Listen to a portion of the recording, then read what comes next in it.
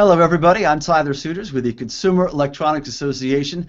Thanks for tuning in today. We're really glad you're with us. We are just about 1 month away from kicking off the International CES 2015, the world's gathering place for all who thrive on the business of consumer technologies. And one of my favorite aspects about the show is Gary's Book Club. It's named after Gary Shapiro, the president and CEO of CEA, a very familiar face, of course, at the International CES. He's also a two-time best-selling author on the New York Times bestseller list. And Gary's Book Club showcases the works of prominent authors who are in the tech industry, in the fields. And one of the authors who will be joining me on stage once CES gets underway is Scott Steinberg, who is the author of Make Change Work for You. He is joining us now from St. Louis. Scott, great to have you with us, my friend. Hey, Tyler, how you doing? Doing fine. I'm going to ask you to brag about yourself a little bit, okay, before we start off. I think my wife would say that's an easy task, unfortunately. So she's not the one who wrote your bio page in the book, is what you're saying? No. I think we've got people who've got people who've got people for that, right? Isn't that the way all the big guys do it? Your people's people. Getting one too many. Did a great job. I want to tick off some of your accomplishments. Strategic consultant, professional speaker, CEO of Tech Savvy Global, #1 ranked technology expert according to Google. Very heady stuff, Scott. How do you land where you are? This is really cool. Yeah, I think a big piece of it actually is you just pick up the phone and try, which is a big part of the book that we'd like to touch on too. It sounds fascinating when you read it, but you have to keep in mind that the way I got started was we simply had a website out of our college dorm room, and we wanted to get free gadgets, play with all the latest technology and gear, so we started calling up a bunch of magazines, seeing if they might need writers, and one thing leads to another. Next thing you know, you were a Los Angeles Times columnist by the age of 22, 23 or so, going out to all the big trade shows like CES, of course, get to meet people, get to meet different companies, and they start asking your opinion. Intel, Microsoft, Sony, they want to get the feedback, and it was really an incredible experience. But if a goofball like me can do it, I'm pretty sure anybody else can. I don't see goofball anywhere on the bio page here. Maybe that'll be for the next edition. You talked about some of the publications you've appeared in, more than 600 outlets so far. The big names that caught my eye: Fast Company, Entrepreneur, Rolling Stone. Very cool stuff. Also, the HuffPo, I know, was one of your regular stops. Do you change your voice a bit for the audience, or is this something that you think extrapolates well across all kinds of crowds and readers?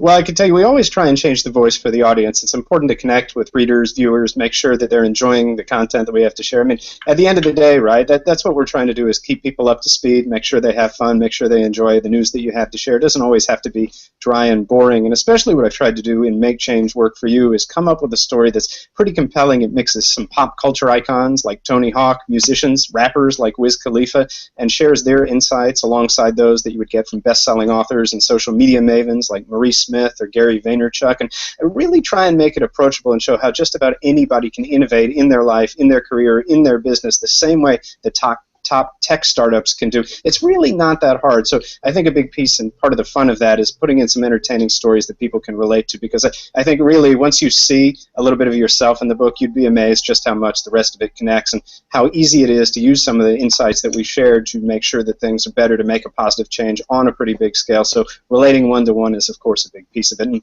we want people to be entertained.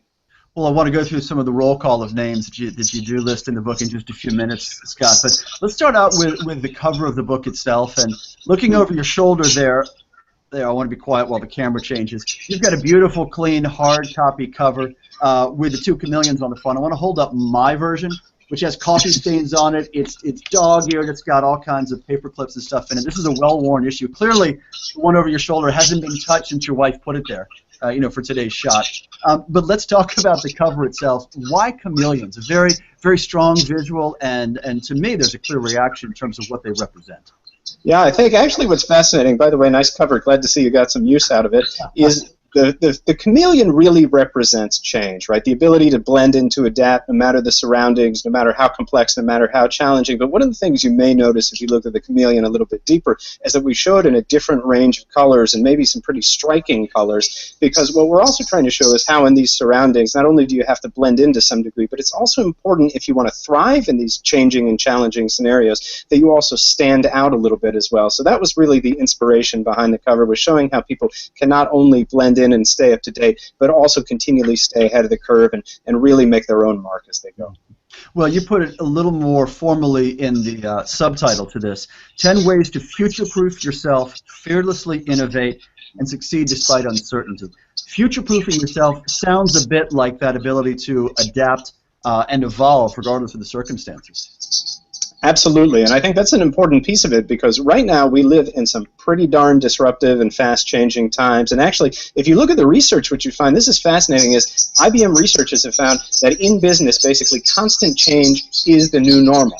But the really crazy part is if you scroll back about 5 years when they published the research, you'll realize it's been half a decade, so that continuous change is pretty much more normal than new. So really what we've tried to do here is give people a little bit of a wake-up call and say, hey, look, it's not going back to status quo. There are no more predictable patterns. You got to be ready to improvise, to think fast on your feet, and hopefully we've given some folks the tools to do so, because that's a really important piece of it, is as long as you're changing, as long as you're evolving, as long as you're constantly learning, to be honest with you, it's pretty hard to fall behind as long as you're staying in constant motion with the world around you. At times throughout the book, you make it sound simpler than it seems, and I think that's part of the approachability of both the way you're writing, Scott, but also the content within. So let's begin with the begin, if we can, quoting Sure. one of my favorite bands, REM, if you don't mind, Poet That Michael Stipe Is. So chapter 1, what's holding you back? A very simple question and a pretty broad starting point for anyone reading this book. Well, I'll tell you, it's pretty amazing, actually, when you study some of the top tech innovators and you look at executives who've been tremendously successful in their career, one of the things that you start to notice is the fact that all of them are technically not necessarily qualified. Everybody had to start somewhere, right? And what happens is, nonetheless, despite the circumstances they've been handed, no matter how challenging the business environment is or how hard the problem they have to solve is, they seem to have risen to the occasion, and oftentimes will do so time and time and time again.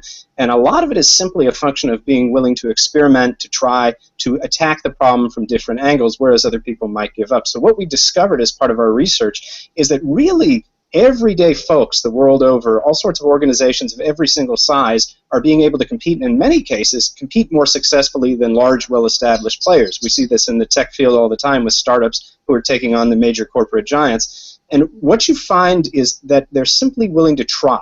And so a big piece of what's holding us back is actually fear. And in fact, in the book, we outline 7 different flavors of fear and explain why, in most cases, if everybody has the ability to be an innovator, the only thing holding you back is just simply your unwillingness to try and innovate. Because we can all problem solve, and we can all be very successful at doing it, especially the more we try and learn as we go. Well, that's an interesting point, because I think that there is, for anyone who hasn't tried this before, and I'm speaking certainly quite anecdotally from my standpoint and perspective, there's a feeling that I can't do that. I'm not like, pick the entrepreneur innovator you want to select who's been successful. But you hone in on something interesting, which is fear as an acronym, not just the word itself and what it stands for, but FEAR. Yeah, so we use that as a simple mnemonic, a simple system, if you will, for attacking any given problem. And it's essentially focus, engage, assess, and react. So focus, you need to study the challenge before you get to know it intimately, understand objectively what's going on and what sort of obstacles you face. And once you've done that, you can create a plan of attack, and you can engage it, which means put that plan of attack into motion, try a business strategy, try a different approach, and then assess and see what kind of results you've gotten, how the market has responded to your new product or service, what results you've had in your career, and then you can react, right? You can essentially reassess your game plan, adjust your strategy, and keep improving it so you learn as you go and keep doing better going forward. And by the way, this is the same approach that leading innovators, especially in the tech field, use. A lot of people think because a company has one successful product or service that it happened overnight, or that they will remain static and keep publishing that product or service, when in fact many times they're trying secretly behind closed doors a lot of experiments and slowly iterating their way to success. Sometimes when it comes to innovation, it's about evolution, not simply revolution as well. Yeah, Scott, if you don't mind, I want to dive into a few particular passages that caught my eye as I was going through and reading your book. The first is a bit of a name call. It's Apple. Unavoidable to talk about Steve Jobs, I think, in a situation like this. And Apple, of course, a proud member of CEA. We're very happy they're on board with us. You point out, and I'm going to quote now, consider the Apple Store, jumping ahead, killer high-tech hardware isn't the secret to its success. Rather, it's the chain's relentless desire to understand consumers' pain points and offer them meaningful solutions instead of empty sales pitches. So I think the first thing from a consumer perspective is these products are fantastic at Apple. what you're saying is it's almost as much, if not more so, understanding that consumers are going to say that to begin with, and offering them something of a gateway. Yeah, I guess what I'm saying is you can find those Apple products at thousands, if not hundreds of thousands of stores worldwide at this point. So what would make you want to keep going back into an Apple retail location? And a big piece of it is the fact that they thought about educating customers and what they would need to give them if they wanted to be more successful when it came to using this high-tech hardware. You have to keep in mind that Apple introduced a lot of first-time people into the technology world, right? Even my mother, finally, who never used a computer her entire life, now has an iPad and is going forward. So putting these Genius bars in there, putting these opportunities for people to really go hands-on and sample the hardware and try these different apps, that was a pretty bold step in many ways. I mean, so actually, there's a funny quote. If you look it up, I believe it was Fast Company magazine interviewed one of the executives at Apple behind the retail store initiative, and what he explained is, well, guess what? When I said I was going to use about 30 or 40% of my floor space for help stations, then I actually showcased products that people could buy. The first reaction I got was, people thought you were out of your friggin' mind, right? And somebody had to push for that, to think about the fact that actually helping your customer, doing something nice for them, and providing ways to offer them support and education, you know, that it doesn't seem like a stretch, right? But based on traditional thinking, where you would try and cram as much product into as much floor space as possible to sell more, it's quite of a radical shift. I don't want to oversimplify by calling it coloring outside the lines, but there's something here to that very basic theory, and I want to quote you. This is the following page regarding that anecdote about the Apple Store. This strategy, dare to do things differently, accept that you may not succeed, and keep pushing forward regardless, is notable primarily for the fact it received pushback. A lot of us around the entrepreneurial and innovative space among startups and tech leaders embrace this as a traditional strategy, I think, at this point. But that's a great challenge that you bring up, that pushback comes. Not everybody sees your genius as you do. Well, I think a big piece of it, too, is being willing to try and demonstrate that genius as well. Not every one of our ideas is going to be great. And in fact, if you look at even technology leaders like Apple or Amazon or Google, you know, they all have many projects that have hit the graveyard, that have failed, or have been through many beta test passes before they emerge fully cooked. So it's not like somebody comes up with a award-winning concept in most cases right out of the gate. And a big piece of this that we see with tech innovators, especially because they come from a startup background or a software background, is that they're willing to try these little experiments, to make these small strategic bets until they find something that succeeds. So actually what leading innovators do is they play a portfolio of bets, the same way that you might play a portfolio of bets in your financial planning or retirement planning portfolio.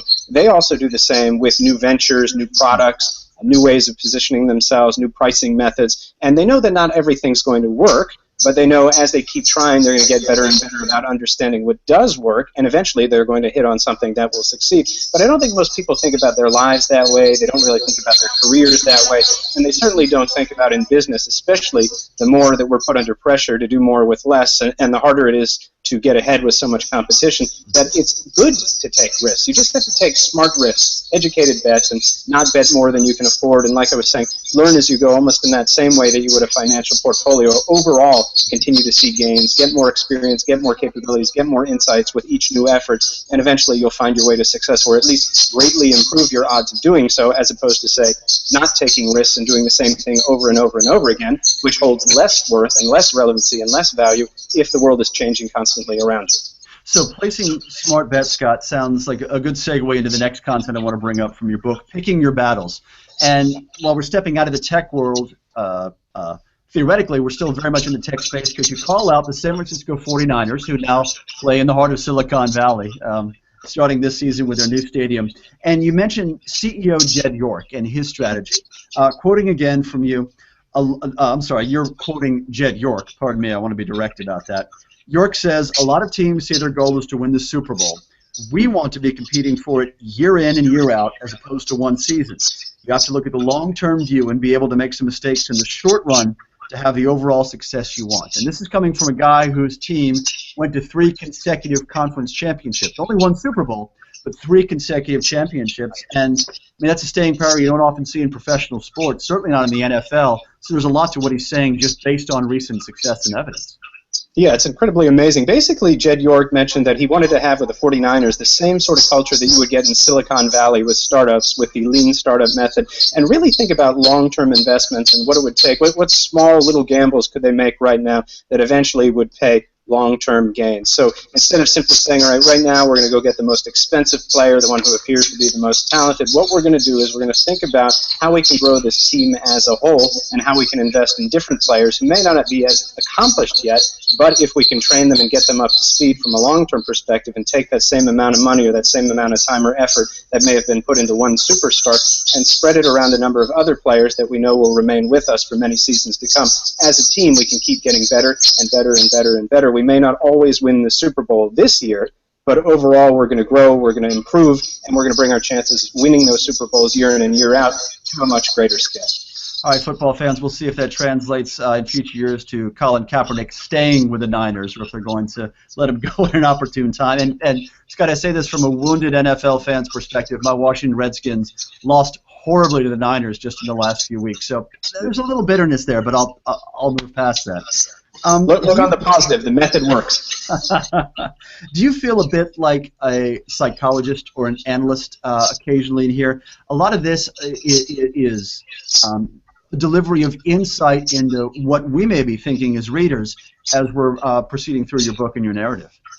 Yeah, I tell you, it's almost like getting a crash course in psychology. I've never learned so much as I have researching this book. I come from a management consulting background and hard research and numbers and figures and all that. But when you start to look at the methodology that's being placed here and some of the systems that companies are using, a lot of it revolves actually around corporate culture and vision and the way in which they're willing to attack problems and the psychology that they bring to the table. So it's fascinating to see. A lot of what we see are market leaders who will create platforms and tools that allow people in the organization to speak up, come together, to try new things, to be willing to take those risks, to work together, and be a little bit more flexible and agile and take more chances, like I was saying. Because really what we're talking about is a system for being relentlessly practical. And what's stunning to me, if you look at people in their individual personal lives, and you do the research as we started to look at fear and the like and what it takes to succeed, is that leaders oftentimes are simply relentlessly practical. They think like optimists, but they act like emergency responders. So they're always looking for the positive, but they deal with what they've got at hand, and they're very pragmatic about what solutions they have to offer, how they respond to these challenges. And if they fall down, they get right back up and try a different strategy. Now, I hear your point, Scott, about thinking like an optimist, but then you point out toward the end, worries will continuously motivate you to keep pressing and taking action. The fear of losing relevance will propel you to keep seeking out new education, experiences, and opportunities, and remain constantly on the lookout over the horizon for the next big thing. So worry or fear as a motivator, that doesn't necessarily sound like an optimist at times. Well, I think what we're saying is that you need to make fear your friend, right? Being fearless does not mean that you have fear of nothing, right? That you are completely without fear.